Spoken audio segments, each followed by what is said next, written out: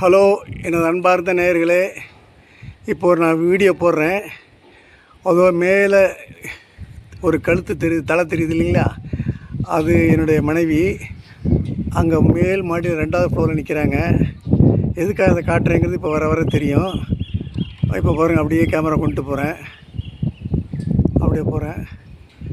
இந்த பாருங்கள், இப்படி கும்பா கோயில் மாதிரி ராக்கெட் மாதிரி வட்டம் இருக்குங்களா, அந்த வட்டம் பக்கத்தில் வரிசையாக கட்டைகள் இருக்குது. அதில் கட்டை இருக்கு பாருங்க. அந்த கட்டையில் ஒரு பையன் வெள்ளை அடிச்சுக்கிட்டு வேலை பார்த்தான். அதை பற்றிய அதில் அவனுக்கு ஒரு அற்புதமான ஒரு சம்பவம் நேர்ந்தது. அதை பற்றி விளக்கத்தான் சொல்கிறேன். அது பாருங்கள், அது எவ்வளோ உயரங்கிறத அப்படியே காட்டுறேன். இப்போ ஜூம் பண்ணி இருக்கிறத குறைக்கிறேன். இப்போ பாருங்கள், அந்த கட்டை பாருங்கள்,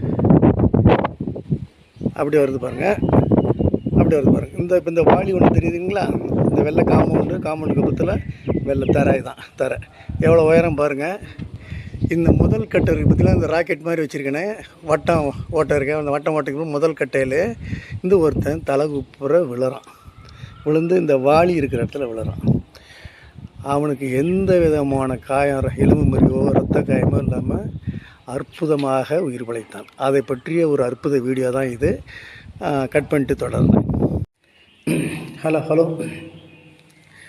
தம்பி, உன் பேர் என்ன? ராஜசேகர். இப்போ இந்த கட்டடத்தில் நீ என்ன வேலை பார்க்குற? பெயிண்டிங் ஒர்க்ஸ் பார்த்துக்கிட்டு இருக்கிற. இந்த கட்டடத்தில் வேலை பார்க்கும்போது உனக்கு மேலேருந்து கீழே விழுந்துட்டேன். அதில் நடந்த அனுபவம் என்ன? எப்படி விழுந்தா, என்ன நடந்துச்சு உனக்குங்கிற சொல்லுப்பா. அது எப்படின்னா, மேலே போயிருந்தேன், கை ஸ்லிப் ஆகி தான் கீழே விழுந்தேன். ஆனால் தலைக்கீழே விழுவ வேண்டியது. எப்படி நேராக விழுந்தேன்னு எனக்கு தெரியல. ஒரு ஆள் கையை பிடிச்சி, இப்படி கையை பிடிச்சா எப்படி இருக்குமோ அது மாதிரி இருந்துச்சு. எந்த கையை பிடிச்சாங்க? ரைட் ஹேண்ட் தான். ஆனால் இப்படி பிடிச்சி தூக்குன மாதிரி இருந்துச்சு. இப்படி பிடிச்சி நேராக ஆக்குன மாதிரி. தலைக்கீழே விழுவ வேண்டியது. ஆனால் எப்படி நேராக வந்ததுன்னு கேட்டிங்கன்னா, ஒரு ஆள் கையை பிடிச்சி தூக்குன மாதிரி, அப்படி சுண்டி தூக்குன மாதிரி இருந்துச்சு. இல்லைன்னா நீ தலைக்குப்புற விழுந்துருப்பேன். மண்டை அடிபட்டு எலும்பு மண்டை செதறினாலும் செதறிந்துருக்கும். நிச்சயம். அண்ணா அவ்வளோ உயரம். ட்ரம் வேறு இருந்தது. நீ பிடிச்ச கட்டையும் கீழே விழுந்தது. கல்லை கல்லு சேர்ந்து தான் வர்றீங்க. கல் மேலே அந்தாண்ட பக்கத்தில் காம்பவுண்ட் இருக்குது. காம்பவுண்டில் தவறி விழுந்ததுன்னா போச்சு. சரியாக கரெக்டாக மண்ணில் வந்து இறங்குற.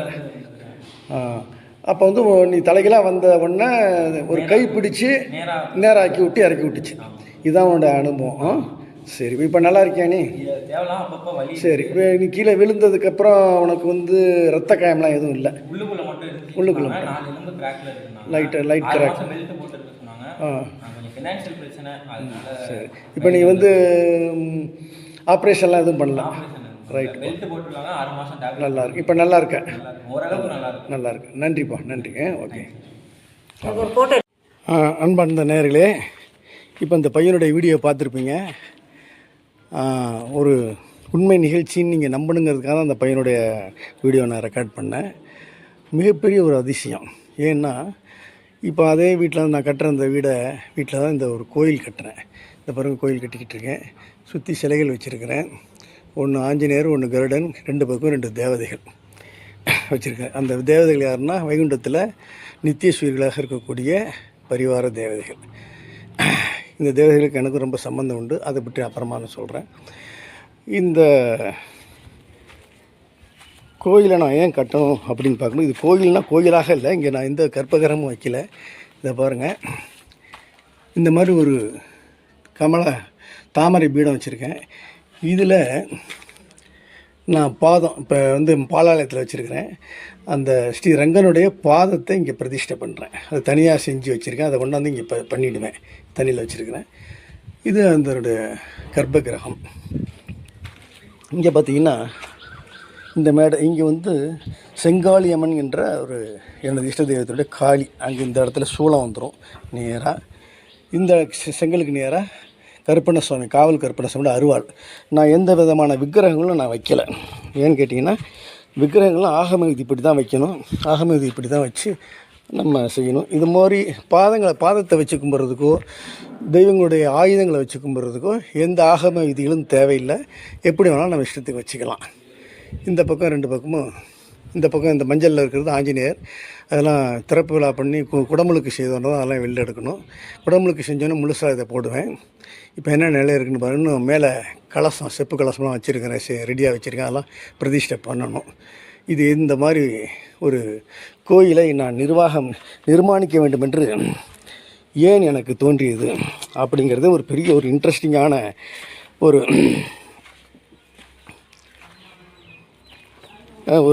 சம்பவ நிகழ்வு. அதை பற்றிய தொடர்ந்து நான் சொல்கிறேன்.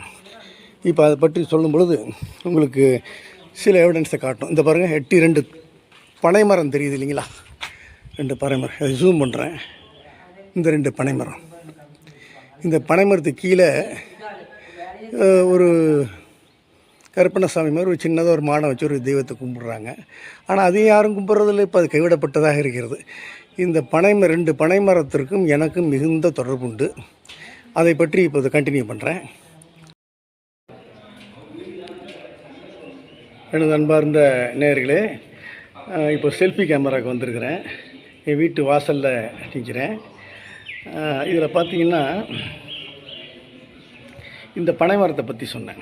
இந்த பனைமரங்கிறது என்னென்னா, இந்த இடத்த வாங்கிறதுக்கு முன்னாடி, இந்த இடத்த கட்டுறதுக்கு முன்னாடி நான் இதே ஏரியாவில் நான் வசிச்சுக்கிட்டு இருந்தேன். என் மகளுக்கு ஒரு வீடு கட்டி வசிச்சுக்கிட்டு இருந்தேன்.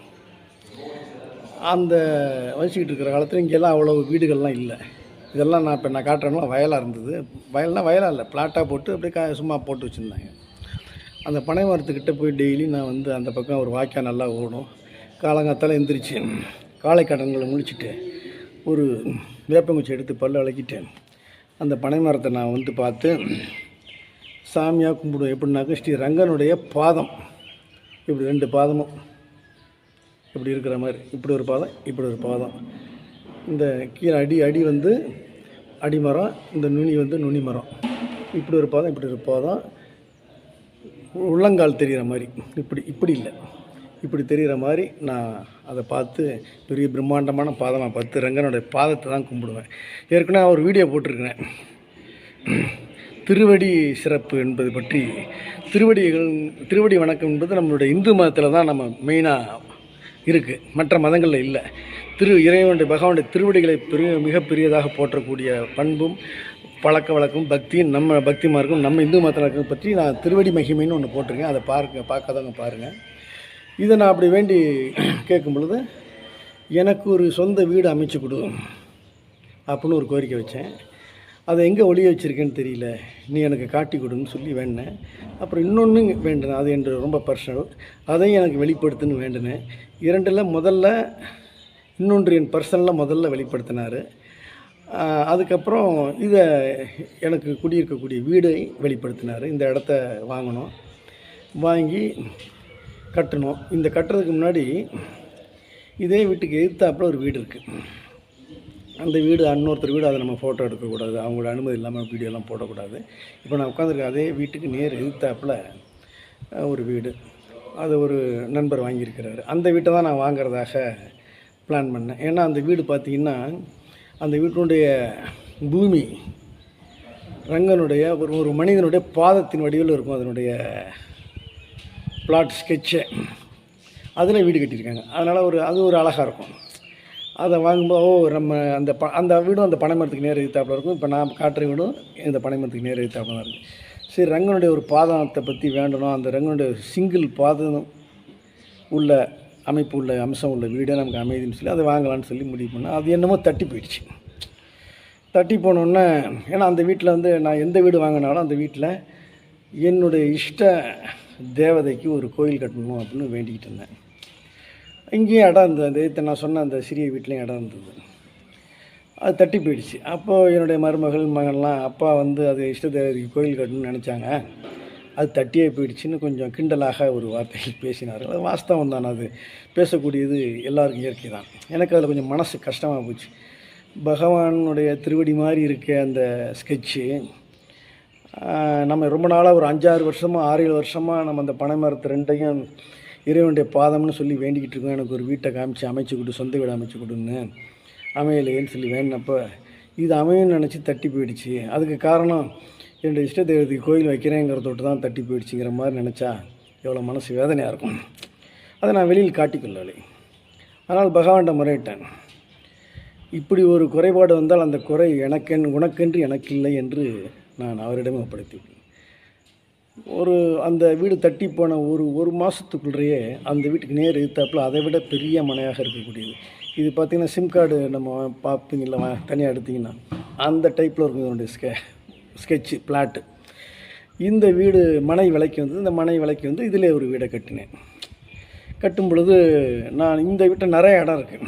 அதனால் என்னுடைய இஷ்ட தேவதைக்கு ஒரு கோயில் கட்டலான்னு நான் நினச்சிக்கிட்டு இருந்தப்போ என் இஷ்ட தேவதை கூறினால், எனக்கு கோயில் நீங்கள் கட்டக்கூடாது, பகவானுடைய திருவடி என்று நீங்கள் நினைத்து தானே வீடை வாங்கினீங்க, பகவானுடைய திருவடி என்று நினைத்து தான் அந்த பனைமரத்தையும் நீங்கள் பூஜித்து வருகிறீர்கள்.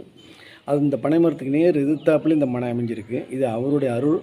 என் வீடை எங்கே ஒளிய வச்சுருக்கேன்னு கேட்டிங்க, பிளாட்டை வாங்கி கட்டி கொடுத்தது அமைச்சு கொடுத்துட்டாரு.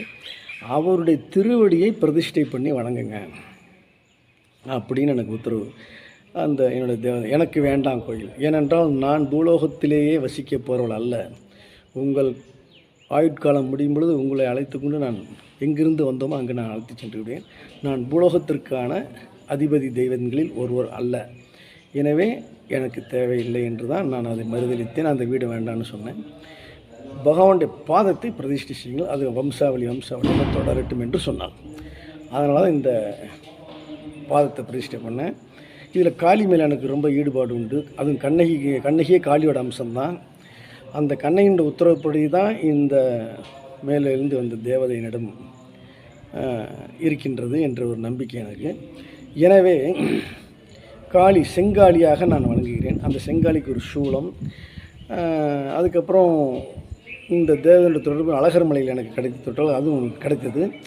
அங்கே கருப்பண்ணசுவாமி 18ஆம் படி கருப்பண்ணசுவாமி அவருடைய அருளும் எனக்கு கிடைத்தது. எனவே கருப்பண்ணசாமிக்கு ஒரு அருவாளை வைத்து பூஜித்து வருகிறேன்.